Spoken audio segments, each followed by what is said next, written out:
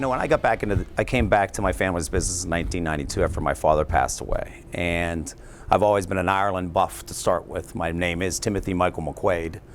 And we, after some due diligence and looking up and finding out some history about the name Coney Island, as it turns out, it's actually the Coney Island in New York was named after an island in Ireland on the west coast off the coast of Sligo. Yeah, and so when they discovered the island, it was covered with rabbits. It's a tidal island, means that you can only get there in low tide. And they named it after the island. Coney is a Gaelic word for rabbit. So that's how it got its name.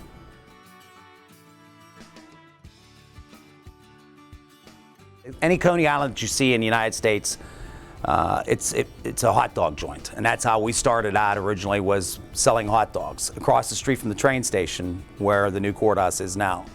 And all the Greek restaurants that sell hot dogs have their own special sauce. The sauce that my uncle developed in the late 1920s.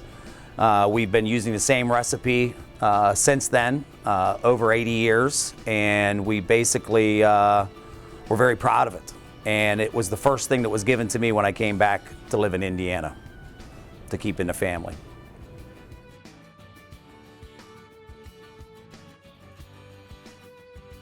The original one opened in 1928. We got our liquor license in 1933 after Prohibition was repealed. The original one was opened where the new courthouse and S&T Bank are now. We were 3 doors down from Jimmy Stewart Hardware at that time, Stewart's Hardware Store. We have 10,000 square feet a floor. We actually, when I came back in 1992, we had 1,700 square feet of serving area. Now we have 17,000 square feet of serving area. We have everything from a full-service restaurant on the first floor to a dance hall. We call it the Dubliner Dance Hall on the first floor, to a large game room and 2 bars on that floor. Upstairs we have a 6,000 square foot full service banquet facility with a lounge and a banquet room itself. We do lots of weddings, receptions, we do lots of fundraisers, and we're very proud of what we've done with the upstairs.